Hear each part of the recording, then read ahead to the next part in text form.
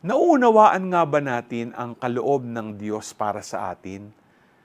O okay lang sa atin basta may biyaya mula sa Kanya?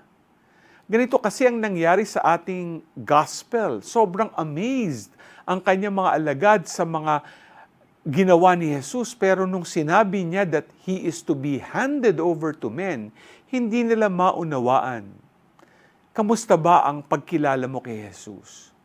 Provider mo lang ba siya ng mga kahilingan mo sa buhay o nauunawaan mo na dahil inalay niya ang kanyang buhay, ikaw ngayon ay nakararanas ng higit na ligaya sa iyong buhay? Ginugunita rin natin ngayon si San Lorenzo Ruiz de Manila, unang Pilipinong santo na naging martir at inalay ang kanyang buhay para kay Kristo. Handa ka bang sumunod ng buong puso kay Kristo at ialay ang iyong buhay para sa Kanya? G ka ba?